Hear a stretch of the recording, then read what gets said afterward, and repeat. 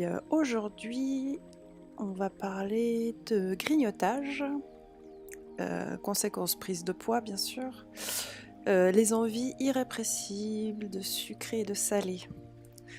Pourquoi on a des fois ces envies-là? Et en fait, est-ce que ça serait pas la faute d'une hormone? Donc on va en parler. Donc ce matin, on va parler d'une part de la sérotonine. Ensuite, on va parler, que se passe-t-il si on n'en a pas assez, justement, hein. Et puis, comment on pourrait en produire plus? Quels sont les mécanismes pour en produire plus? Et la dernière, c'est les diverses solutions pour l'augmenter, parce que c'est un peu le but.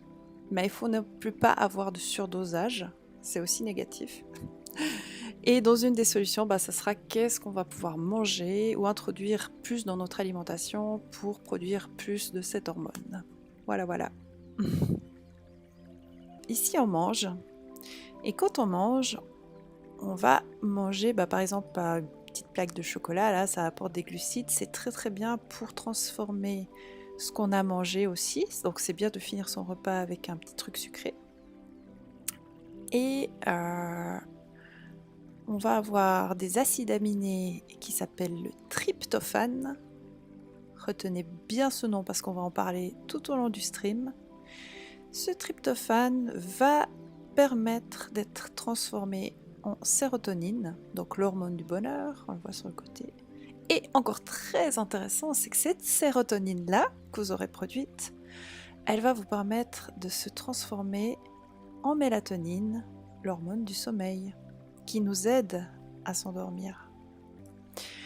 C'est une hormone qui agit comme régulateur, c'est ça en fait. Elle va vous réguler l'appétit, comme on a pu voir, le sommeil, cycle, éveil, sommeil. Ça s'appelle le cycle circadien. Et puis, entre autres, la température du corps, la perception de la douleur, même la libido, et la vigilance. Donc c'est vraiment une hormone qu'on a besoin dans une certaine quantité. Il ne faut pas non plus qu'on en ait trop. Certains aliments vont te permettre d'avoir cet acide aminé dans des aliments plutôt protéinés. Et puis là, c'est une autre manière dans le sens inverse en fait qu'on peut voir. Donc les protéines qu'on trouve, on trouve le tryptophane dans les protéines, tout en haut, qui vont nous permettre d'arriver dans le cerveau. Et puis qui va se transformer en sérotonine. Et la sérotonine est synthétisée pour produire la mélatonine qui favorise un sommeil réparateur. Et puis on voit à droite qu'il faut quand même un peu de tout. Il ne faut pas privilégier qu'un seul type d'acide aminé ou de vitamines, etc. En rajoutant de la B3, B6, B9, du magnésium, du zinc, de l'acide folique, des choses très importantes. Donc ça, c'est déjà la première chose, c'est l'hormone de la sérotonine. Et puis, que se passe-t-il? La deuxième chose, c'est que se passe-t-il si on n'en a pas assez? Et comme je vous disais, il y a 30% de la population qui n'ont pas assez de sérotonine. Je pense que j'en fais partie, j'essaye de changer ça, c'est pour ça que j'aime bien aussi pouvoir en parler. J'aime bien parler de choses que je vis. Et bien, ce qui est super intéressant, c'est que ça va nous amener dans des comportements plutôt impulsivité, agressivité, des troubles anxieux. Ouais, la sérotonine et l'alimentation. L'alimentation a un effet sur le taux de sérotonine. La production de sérotonine dans le cerveau dépend du taux de transport du tryptophane, dans ce que je vous en ai parlé. Sauf qu'il doit traverser la barrière hémato-encéphalique, donc il doit aller jusqu'au cerveau. Il faut un taux proportionnel aux autres grands acides aminés neutres, comme la leucine, ça c'est toutes les autres acides aminés. Le résultat de cet équilibre dépend des proportions relatives des glucides et protéines consommées. Donc oui, c'est important de manger des protéines, et comme on avait vu avant, des glucides. Donc le sucre, ce n'est pas que mal. La consommation de sucre ou d'aliments sucrés a pour effet d'augmenter indirectement les concentrations de tryptophane dans le cerveau. D'où ces envies de sucré salé, alors qu'un repas plus protéiné aura pour effet de diminuer les concentrations cérébrales de tryptophane et de sérotonine. Les diminuer ou les réguler, on va dire. La sérotonine et l'humeur, puisqu'on dit que c'est l'hormone du bonheur. Pourquoi ? Le taux de sérotonine influencerait donc l'humeur et les pensées positives ou négatives, modifierait à leur tour le taux de sérotonine. Le 5-HTP produit à partir du tryptophane est le précurseur de la sérotonine, donc c'est celui vraiment qui va produire la sérotonine dans le cerveau. Il est directement métabolisé en sérotonine, la molécule du bien-être, qui fait défaut chez les personnes déprimées. Et la sérotonine est un des principaux neurotransmetteurs véhiculant l'influx nerveux entre les neurones. C'est grâce à l'augmentation de la production de la sérotonine que le griffonia agit sur la régulation de l'humeur. Là, il parle du produit le griffonia. C'est un complément alimentaire, je ne vais pas en parler ce matin, mais si jamais vous pouvez vous renseigner auprès de votre médecin ou de votre pharmacien. La sérotonine et le transit intestinal. Alors ça, j'ai trouvé intéressant parce que je n'étais pas forcément au courant de ça, mais apparemment il y a un grand impact aussi au niveau des intestins, parce que la sérotonine est produite à 90-95% dans les intestins. Et c'est vrai que souvent le cerveau et l'intestin sont vraiment liés. On parle du deuxième cerveau, les intestins, voire du premier, on ne sait pas lequel est lequel en premier. La sérotonine est un médiateur du péristaltisme intestinal. Donc c'est le péristaltisme, c'est ce qui va faire avancer vos selles tout au long des intestins et après du côlon, et qui va faire sortir vos selles. Donc la contraction musculaire, voilà, permettant la progression du bol alimentaire dans les intestins. Lorsque le taux de sérotonine est bas, donc là c'est ce qu'on va parler vraiment quand on a un taux bas, le transit intestinal est plus lent, mais la vidange gastrique est plus rapide. De ce fait, il y a moins d'inflammation intestinale, donc ça c'est un côté positif.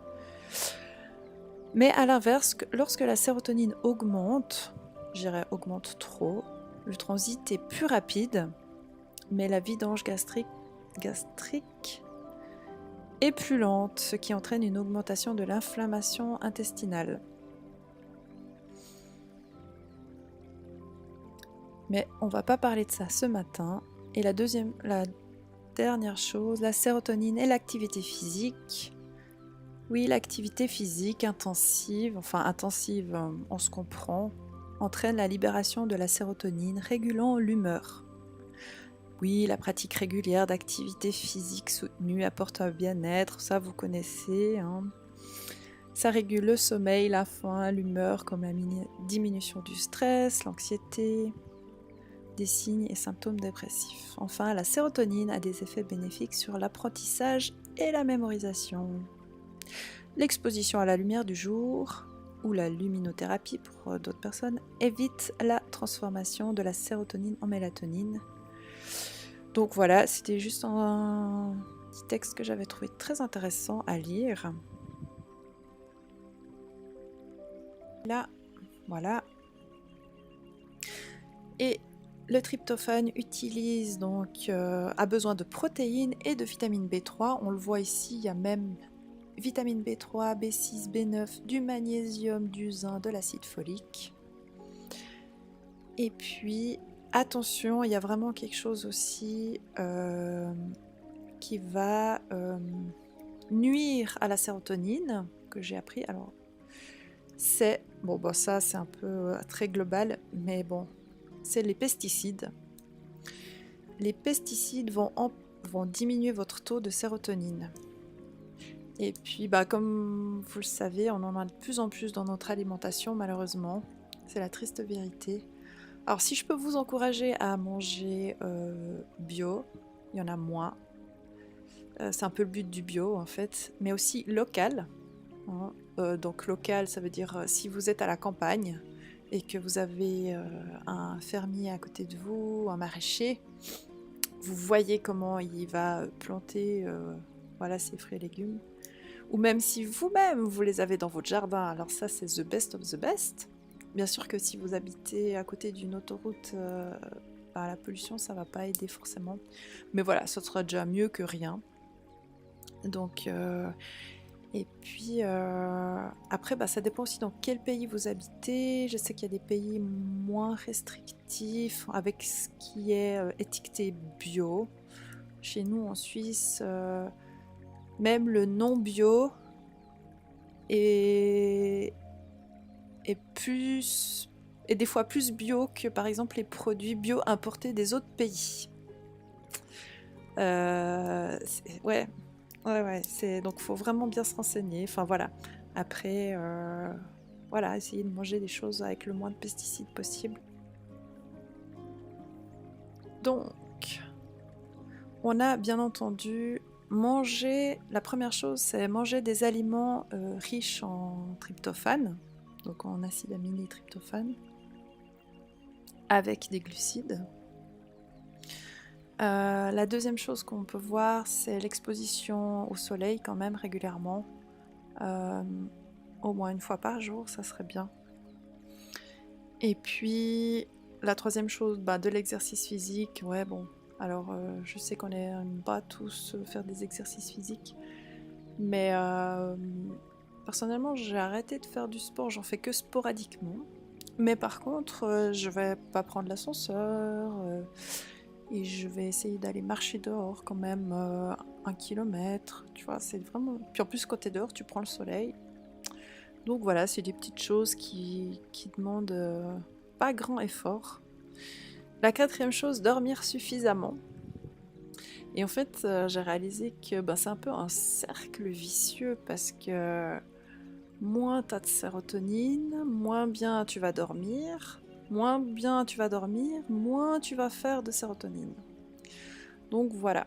On va passer à la dernière, donc comme je disais, les solutions que j'ai un peu parlé, puis là on va surtout parler de qu'est-ce qu'on va pouvoir manger. Les aliments riches en tryptophane. Et puis, bah, avant de parler de ça encore, si jamais vous sentez que vous êtes en manque de tryptophane, il y a des compléments alimentaires. Alors faites attention quand même avec les compléments alimentaires. Parlez-en à votre médecin ou avec votre pharmacien. Si vous avez une pharmacie où vous prenez vos médicaments, qui pourront vous conseiller et directement vous dire d'après les médicaments que vous prenez, parce que si vous prenez des médicaments, c'est toujours important de voir qu'il n'y ait pas des interactions avec les compléments alimentaires, parce que oui, ça peut arriver, il faut faire attention. Mais il y a des compléments alimentaires qui permettent aussi d'augmenter le tryptophane. Par exemple, j'ai vu, alors en Suisse, moi j'aime bien Phytopharma, ils ont le L-tryptophane. Je me suis dit, allez, je vais aller tester ça. J'ai pas encore testé, mais je me suis dit que j'allais tester ça.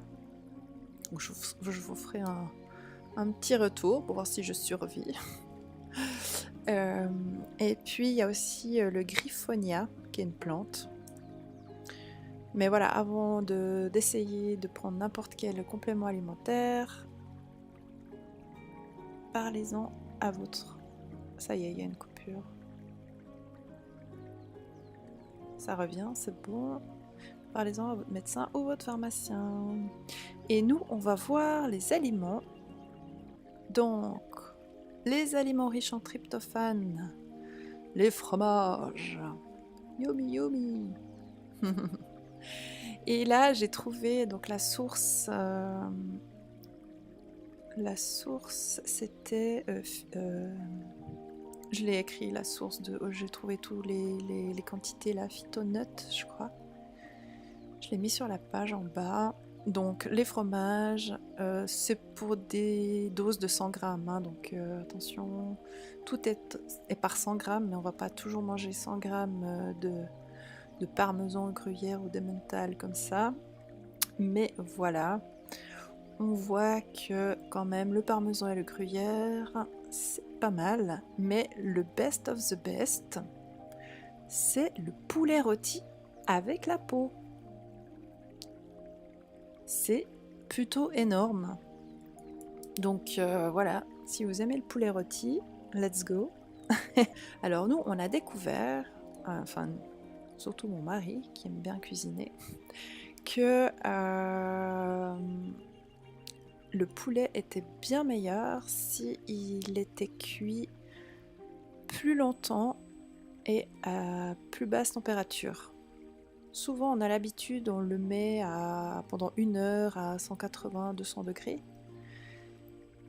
Et puis là, depuis à peu près 1 année comme ça, on le met à, faut pas que je me trompe, mais peut-être 150 pendant le double de temps, 2 heures. Donc oui, ça prend plus de temps, mais ça va moins détériorer en fait justement les nutriments, etc. Avec la peau surtout, oui, c'est ça qui est intéressant. Et puis, qu'est-ce qu'on a d'autre encore en dessous? Vous voyez, j'ai mis des... C'est moi qui ai fait des belles images quand même, hein. Ça paraît alléchant tout ça. De la morue, bon, tout ce qui est poisson, crustacé, c'est moins c'est moins ma came, on va dire.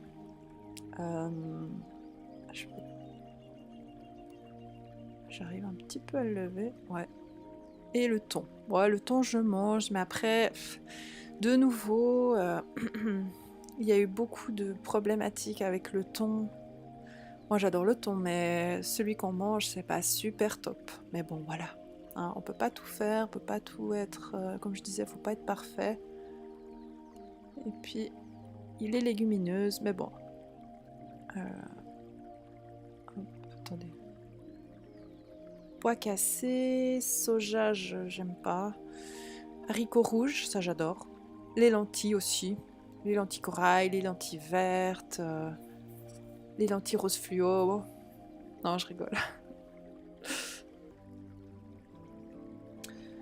Pour augmenter notre sérotonine, l'hormone du bonheur. Qu'est-ce qu'on avait encore? De l'avoine, du blé complet, du riz complet, les amis, s'il vous plaît. Achetez du blé, des pâtes et du riz complet.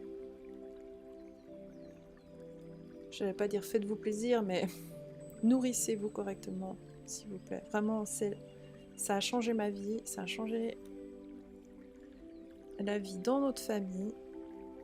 Déjà, tu es plus nourri, tu agresses moins tes intestins. Pas idéal le riz blanc, non, pas idéal du tout. Moi, j'en mange quand même quand je vais chez mon Thaïlandais à côté. On peut regarder encore un petit bout de la fin du plan. Ce plan, je vous le mettrai sur le Discord, d'accord? Les fruits secs, les oléagineux, donc les noix, arachides, amandes, noix de cajou, enfin voilà. Je sais pas si vous aimez, mais nous on aime bien pour l'apéro. Avec des chips, bien sûr. On va pas tout enlever non plus, hein, on n'est pas des religieux. Les graines, oui. Alors ça, les graines de sésame, les graines de tournesol, les graines de chia. Je sais jamais si on dit chia ou chia.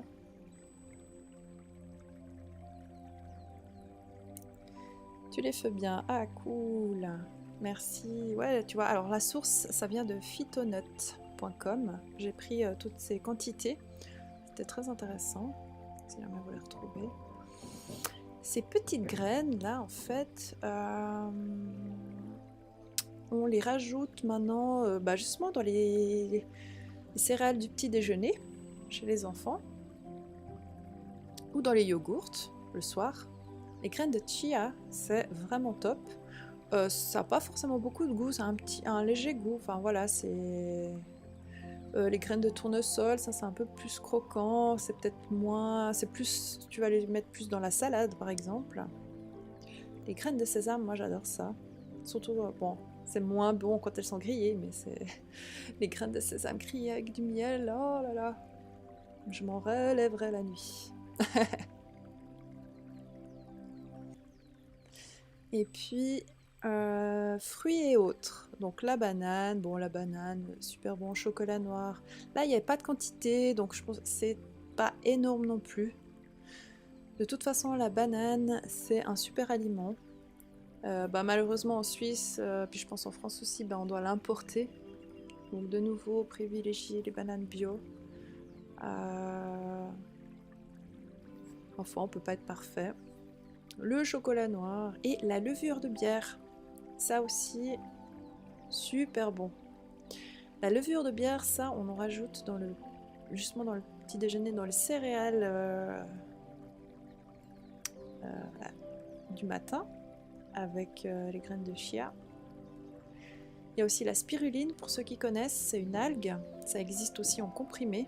Alors là, 929 mg par 100 g.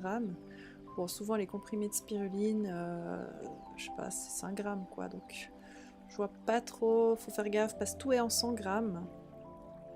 Tu vois, les graines de sésame, 1097 mg par 100 grammes, mais tu vas jamais bouffer 100 grammes de graines de sésame, enfin voilà. Je veux dire, graines de chia aussi, tu vas mettre une cuillère de graines de chia. Mais si tu mets une graine de chia par jour, plus une poignée d'amandes ou de noix par jour, que tu remplaces ton riz par du riz complet, que tu manges un peu plus de lentilles, de haricots rouges, que tu te fais un bon rôti avec de la peau une fois par semaine, tout ça font que, ajouter l'un à l'autre, tu vas pouvoir augmenter ton taux de sérotonine. Alors comme je disais tout à l'heure, attention, ne pas avoir après un excès. Je vous dis des gros bisous, à jeudi prochain pour le stream nutrition.